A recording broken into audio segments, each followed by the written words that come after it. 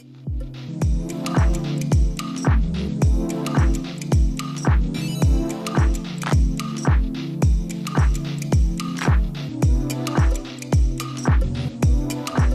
someone is trying to break into fashion, retail, or beauty right now, what would you focus on first? If this is your first rodeo in this industry and you come with little experience, you should target a startup versus the big heavy hitters. One of the biggest mistakes that I am seeing in the creative space is no portfolio. You have to have something tangible for them to look at. You really need to put your best work forward. One word that describes the standout candidate for you. Flexible. In fashion specifically, the expectation is you're going in office at least 3 days a week. When you meet a candidate for the first time, what are you evaluating in the first 30 seconds? It's really important for them to be direct and confident with their answers. Presentation is quite important. Clients will want to see how you show up to their interview and present your personal style. There are a ton of opportunities in the market right now. The industry is changing every second of every day. I could speak to a candidate today and say, I have nothing.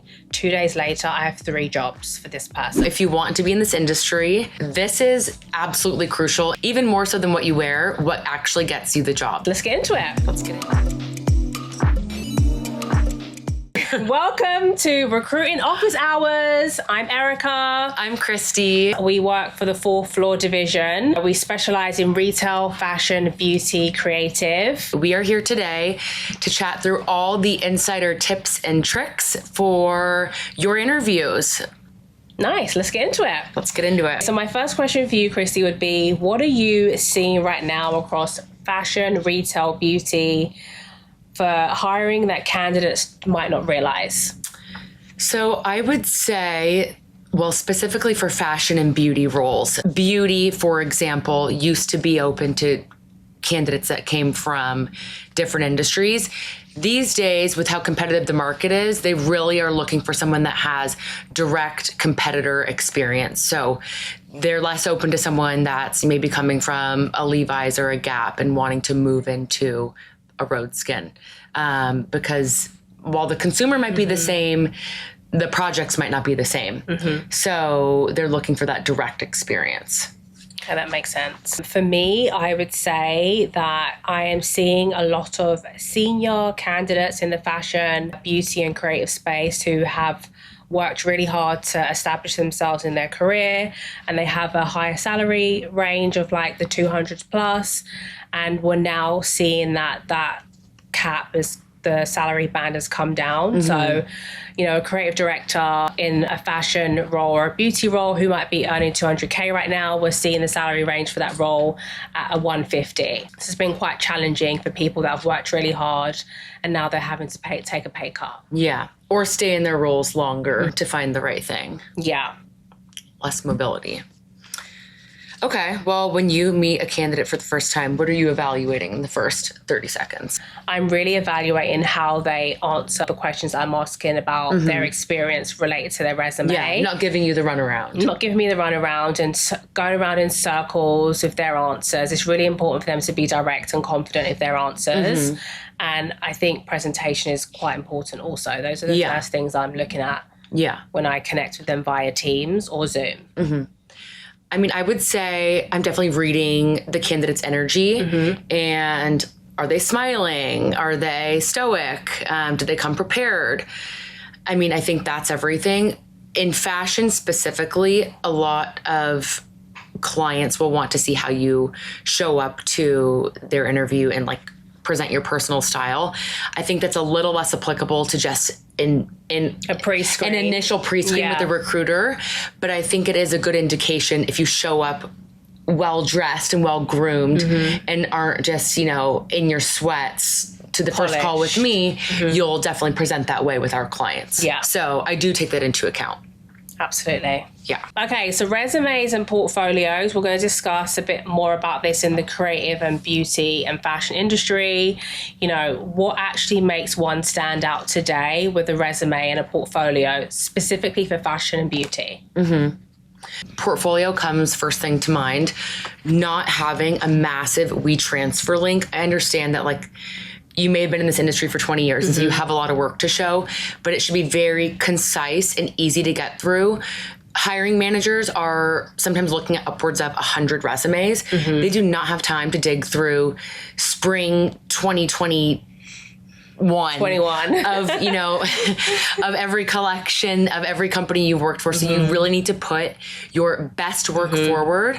And even if that means tailoring it to each fashion company or beauty company that you're interviewing for, so that it's the most relevant work to like that aesthetic, then you need to put in the extra work to do that, because nobody has the time to be digging through links. Yeah, I would suggest doing, a PDF file, which is quite easy to access and read. And sometimes we advise candidates to tailor their portfolio and their resume per role that they're applying to. Yeah. No one's, suggesting that they put forward or create 10 resumes, but I think it's important to tailor your resume to the role that you're applying for. And like a portfolio needs to be on a PDF, or like Christy said, a really easy WeTransfer or a link is really accessible for the client to access. And a resume should be no more than 2 pages. No more. The rule of thumb is every 10 years of experience, 1 page. So, and that's across industries, including creative. So, digital versus physical, does it matter anymore? In terms of portfolio, everything's digital. If you have proprietary information from one of your jobs, or maybe a job that you're currently in, you can certainly bring an iPad to your interview and walk them through in person what you're currently working on. But I would not disclose any of I wouldn't include that on your portfolio, because it can be received as like you don't respect or abide by like your company's rules. Yeah, and some of this work is confidential. I would say one of the biggest mistakes that I am seeing in the creative space for the people that do have portfolios is no portfolio. For example, I have a social media candidate and she doesn't have a portfolio. Or resistant to making one. Yes. Unfortunately, we can't work with people that don't have a showcase of their work, and the clients don't want to see that either. So you have to have something tangible for them to look at to show, okay, this is her proven track record, or this is her style. Yeah. Even if your own personal sense of style is different than the company that you're working for. Let's say you're a bit more edgy. The company you're working for is clean girl. Yeah, but more quirky. Then you should maybe create some content samples on the side. Yeah. Or if you do freelance, like have that front and center.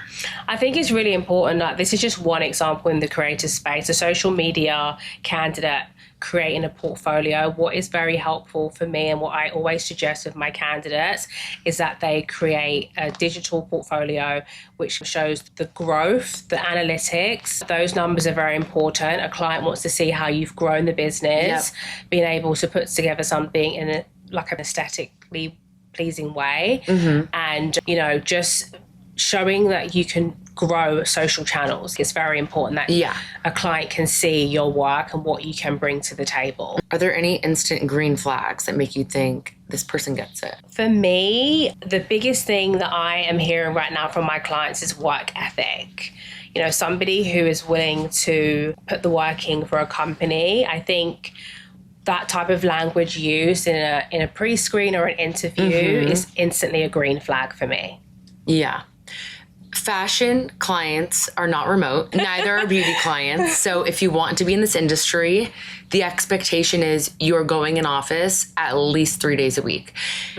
I mean, of course, it's a nice to have the extra 2 days of flexibility, but you should not go into an interview expecting the flexibility when you have not proven yourself to.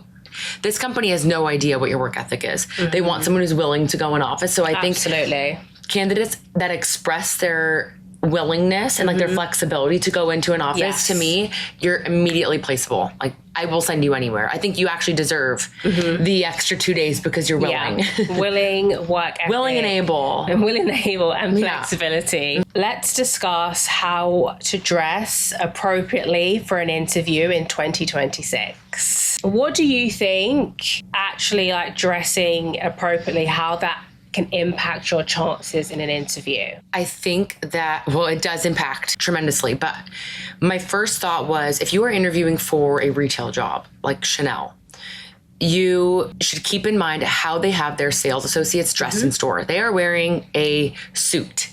Black. So a black suit. You should not be showing up with tattoos showing. You should have groomed facial hair. Your hair should be kept. Makeup, I would say Minimal. Minimal, not over the top. You need to present how the company hires. It might be a little bit different if you're working for an edgy fashion brand or like a beauty brand. And I think like for you to know this, it's really important that you go in and visit the store. Yep. Like look at the aesthetics, look at what the retail assistants and the store managers are wearing and how they're presenting themselves, for you to get an idea of a picture of how you should present yourself in an in-person interview at least. Yeah. Well, on a corporate level, I think jeans are okay. I would actually stay away from skirts and dresses because you never know how the length can be perceived. So I always just err on the side of safety. A cute sweater, jewelry. I always recommend doing your hair and makeup for an interview, especially in person. You want to show up as your best self. You don't have to pound on the contour, but you can definitely just show up, a step above. Yeah. I'm a blazer girly, and I always recommend a blazer. You can't go wrong. It instantly elevates your outfit, and it can set you apart from just a regular sweater and jeans. So that would be my go-to for dressing appropriately for an interview. Even on a Zoom, I think wearing a blazer with like a nice piece of jewelry, sets the tone. We are going to chat through how to look and sound elevated in your interviews. This is absolutely crucial and will be even more so than what you wear, what actually gets you the job, because this can come across as your confidence, your capabilities. I mean, everything, truly, to be honest. When we say come across elevated and polished, what does that mean? Before I dive into that, I always say to my candidates, you don't get hired off of your resume. You get an interview off of your resume, but you get hired on how you present and come across in an interview. And I think it's important to be honest, have confidence. Yeah. I think it's very important to drop the filler words like, basically, these don't come across very well when you're interviewing. There are so many ways that you can train yourself to sound more articulated during an interview, minus these words. I think that's the biggest thing that we see and what clients have communicated to us. It comes across as lack of confidence. And yes, like you don't know what you're talking about, giving the roundabout answer. Yeah, talking around in circles as opposed to being direct and coming across very confident. It's important to research the brand, the company, the role that you're stepping into, and showing up prepared. And that really gives a level of polished and confident. Especially in creative industries. You should be researching your interviewer, look them up on LinkedIn, where they've worked. If it's a fashion company, what are the exciting things that they've done in the last year? You want to come across that you've done your research on where the brand's headed. Yeah. Any special collaborations their they've done. achievements. Exactly. Did they just have a Paris Fashion Week show? Any celebrity partnerships? They just... a major pop-up or collaboration, it's really important that you show interest as opposed to coming unprepared, which is not a good look.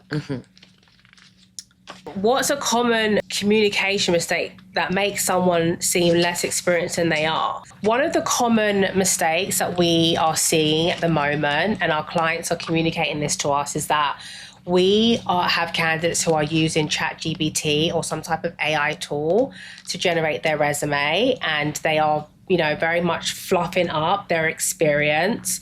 And then when it's time for them to interview and present themselves, they cannot communicate or explain their experience based on what they've listed in their resume. I think it's really important not to lie. You can use AI tools and ChatGPT to a certain extent to help it seemed or appear more polished in terms of like the layout, but it's a huge red flag to turn up to an interview and you're not able to articulate your experience based on the resume that you've presented to the client.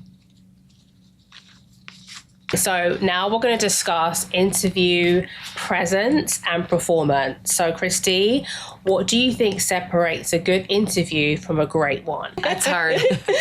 I mean, I would say how you show up. And again, like the energy that you bring. I don't think the hiring manager wants it to feel like pulling teeth getting answers out of you. So making it conversational. I mean, I hate to say like have fun with it, but it's okay to like let your personality shine through. I know we're talking about work here, but you know, you can talk about the things that are exciting to you about what you do now and how that would translate into the role that you're interviewing for. I think also, again, not being too rehearsed or generic. Yeah, I have some great ones. I actually have an example. So I had a candidate interview with one of my clients yesterday, and the candidate showed up and immediately asked for a salary. She somewhat demanded a salary. When she was questioned and asked about her experience and how big the team that she managed and some generic questions about her role, she couldn't answer or wouldn't answer and said it was private and confidential information.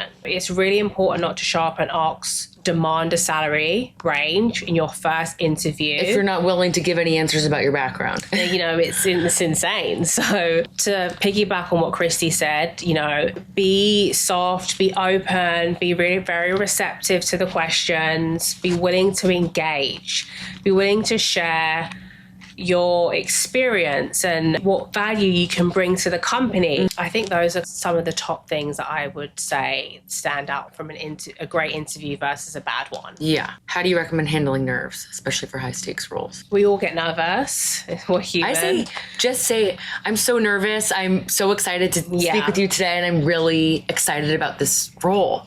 So just we're human by default. It's okay to be nervous. For us to say don't be nervous would be unrealistic because nerves gets the better of all of us. But like Christy said, be honest and say, I'm a little bit nervous, just bear with me whilst I warm up. I think that's you can also just say I care a lot about this interview. Yeah, I think that's good. Yeah. Red flags, what to avoid. I think we just touched on that about, demanding salary, demanding a hybrid schedule. What else? I think demanding anything going into a job interview is off the table.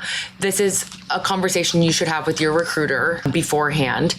I think obviously interviews are a two-way street. You're not just interviewing with them. They are interviewing with you as well. It's important to have questions prepared. But at the intentional questions. At the end of the day, these are the people paying your paycheck. So I think it is actually much more important for you to be, open and willing. Yeah. I think when I talk about asking questions, it's what does success look like for you for this person in the first 30, 60, 90 days? How do you support the team to grow? Those type of questions, not asking, when would I get a pay increase? When am I going to get my PTO? Those I actually think are insane questions. I think that this is less applicable to seasoned candidates and more green junior candidates don't know that these are inappropriate questions to ask. So if you are in the first 5 years of your career, this is more of a question you ask on the second interview or at the end of the first interview, should it go well? I think, timing is everything. Timing is. Yeah. All right. So we're going to do quick rapid fire questions. I love this. Portfolio, more or less? More. Heels or flats? Flats. I will say heels. I love heels. I'm 5'9". I don't elevates your outfit. Printed resume, yes or no? 100% yes, all the time. What about you? Yes. Yeah. All the time. 2-3 copies. Biggest pet peeve in one word? Tardiness.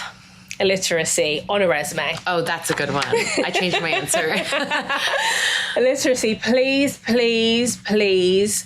spell check your resume. a million times. Ask friends to overlook it as well, because people outside of you will see mistakes that you don't see if you've been looking at it for 5 hours. One word that describes the standout candidate for you. Flexible. Open. Great. Okay, let's give some insider advice. If someone is trying to break into fashion, retail, or beauty right now, what would you focus on first? I would instantly target beauty. It's a $1 trillion business. There are so many amazing, stunning brands, startup brands that have been around for a long time that are constantly building out their team. They're growing, they're elevating, and there are a ton of opportunities in the market right now. I would say if this is your first rodeo in this industry and you come with little experience, you should target a startup versus the big heavy hitters, because it's probably not going to be as competitive. You can go to a startup where they're willing to handhold and train you on everything because they want someone to do 10 jobs. Go to a smaller company, be okay with, taking a little bit of a pay cut, learn the ropes, and then you can move to the big players. What is one thing candidates underestimate that actually makes a huge difference? Showing genuine interest in the brand that they're interviewing for. Even if it's not your number one pick, interviewers can read that you're disengaged, or that you didn't do your research, or that you maybe don't know the most about the brand that you're interviewing for. So I would just say showing genuine interest in the person that you're speaking to. Just to add to that, I believe asking questions is a good one. Yeah. Like always ask, even if it's just one question, it shows interest. If you could give one piece of advice to every candidate listening, what would it be? Show up with your best foot forward. I would say, more broadly, don't be discouraged. It's a really, really tough industry, especially in our creative space where it's very sought after. There's thousands of applicants for every job. It's so easy to get discouraged. Do not get discouraged. Like she said, continue to show up. It's easy to feel like your resume is being looked over. Yeah. Exactly. You know what? Just give every interview your 100%. You never know what could become of it. There's not always a next best thing out there. So even if you're not in your end all be all job, give it 100%. And sometimes things just come across your desk via a recruiter, via someone in your network. So don't be discouraged. I would also share that the industry is changing every second of every day. I could speak to a candidate today and say, I have nothing. 2 days later, I have 3 jobs for this person. So don't give up. The industry is constantly changing. It's very volatile in a good way. And, there's always something that will come up eventually. Are there any trends you see that vary state to state, market to market? We'll start with salary, because that's a big one that came top of mind for me. For like New York versus San Francisco versus LA. Do you believe that the salaries are higher out here than New York? Absolutely not.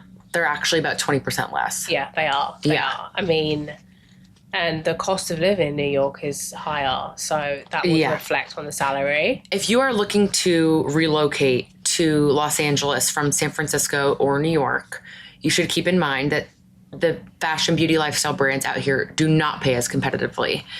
A creative director in New York might be making $250. They are not making that here. Everybody commutes, everybody drives. People live typically 30 minutes to an hour from where their office is. Minimum. Yep. So, they're not taking public transit, which I don't know if that makes or breaks where you live in those other places. But here in Los Angeles, people usually live somewhere cheaper and then they commute to where their job is. So that's the biggest difference. Yeah, I mean, I think the salary, right? That's the biggest thing.